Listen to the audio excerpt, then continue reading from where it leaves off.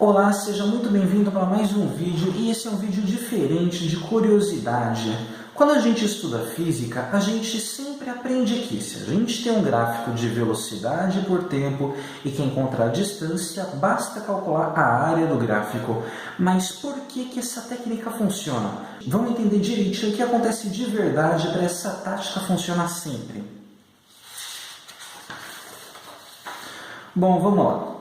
Primeiramente, como é que a gente faz para calcular a distância quando temos a velocidade e o tempo?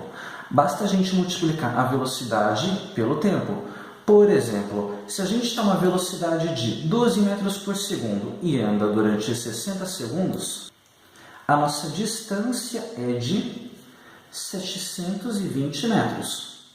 Basta multiplicar a velocidade pelo tempo. Até aí todo mundo sabe. Agora, dá uma olhada nessa figura retangular aqui. É um retângulo de base 60 e altura 12. E qual que é a área desse retângulo? Se a gente fizer a multiplicação, dá 720. Ou seja, a gente tem aqui uma coincidência geométrica. A velocidade constante vezes o tempo dá exatamente a área de um retângulo que tem as mesmas medidas. 12 vezes 60 é a mesma coisa que 12 vezes 60. Nesse caso, a física se confunde com a geometria. Pois bem, já entendemos por que funciona com retângulos. Mas e para outras formas? Como essa aqui que a gente viu no começo. Por que funciona também? Vamos entender. Bom, eu coloquei uma situação em que eu estou a 12 metros por segundo durante 60 segundos e ando 720 metros. E se eu quiser andar exatamente a metade dessa distância, 360 metros? Uma opção, como vocês podem ver, é fazer que nem esse gráfico aqui está indicando. Repare que aqui eu tenho o meu tempo, eu tenho a minha velocidade, e do tempo 0 até os 30 segundos, esse tempo está medido em segundos, eu estava na velocidade 0. Eu estava parado, e do intervalo de 30 segundos a 60 segundos, ou seja, o intervalo de 30 segundos, eu estava a velocidade de 12 metros por segundo, ou seja, eu andei 360 metros. Bom, até aí, nada de especial. A gente apenas calculou a área de um retângulo que, como já vimos anteriormente, coincide com a distância da velocidade vezes o tempo. Mas vamos continuar. Existe uma outra maneira da gente andar exatamente a metade de 720? Existe sim. Imagina que do meu tempo 0 até o meu tempo 20 segundos eu fiquei parado. Do tempo 20 até o tempo 40, ou seja, intervalo de 20 segundos, eu andei a 6 metros por segundo.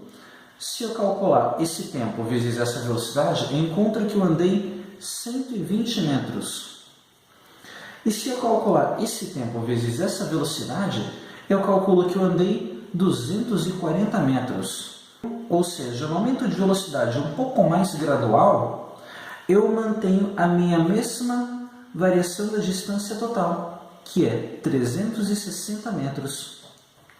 Mas existe ainda uma outra maneira de andar exatamente essa distância. Olha só, dessa vez a minha mudança de velocidade foi ainda mais gradual. Dos 0 segundos aos 15 eu fiquei parado. Dos 15 aos 30 eu andei uma velocidade de 4 metros por segundo, ou seja, andei 60 metros.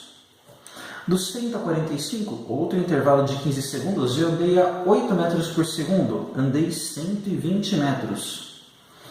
E dos 45 aos 60, andei a 12 metros por segundo, percorri 180 metros. Repare que a meu avanço é sempre gradual. 0, esqueci de colocar aqui, 0, 4, 8, 12, sempre aumentando de 4 em 4, exatamente no mesmo intervalo. 15, mais 15, mais 15, mais 15, sempre aumentando gradualmente. E se a gente somar essa distância com essa distância com essa distância, vemos que a minha distância total é exatamente 360 metros, que é exatamente o que eu queria percorrer. Vamos à próxima maneira. Repare que agora o meu intervalo para cada mudança de velocidade está cada vez mais reduzido. Agora é a cada 12 segundos, o que antes no começo é a cada 30 segundos, agora era a cada 12. Dá uma olhada, durante 12 segundos eu fiquei parado. Durante os próximos 12 eu andei a 3 metros por segundo apenas, eu percorri apenas 36 metros. Nos próximos 12 segundos, a 6 metros por segundo, eu andei 72 metros, basta fazer multiplicação, tempo vezes velocidade. Nos próximos 12 segundos, andando a 9 metros por segundo, eu percorri 108 metros. E durante os próximos 12 segundos, a 12 metros por segundo, eu percorri 144 metros, 12 vezes 12. E se eu somar a primeira distância com a segunda, com a terceira, com a quarta, eu encontro que minha distância total é exatamente 360 metros. Menores intervalos para mudança de velocidade, ou seja, uma mudança mais gradual, e a cada intervalo uma mudança um pouco menor. Ou seja, quanto maior o meu número de mudanças de velocidade e menor cada mudança, mais gradual vai ficando a minha variação. E se eu tender isso ao infinito, eu colocar várias e várias mudanças pequenininhas de velocidade, exatamente como nesse caso, eu coloquei que a velocidade está mudando várias vezes e cada mudança é ínfima, como se fosse algo praticamente contínuo. Mas ainda assim são vários e vários retângulos que a gente está vendo. Eu posso calcular a área de cada um deles e somar toda a distância. E eu sei que a minha distância total vai ser os mesmos 360 metros.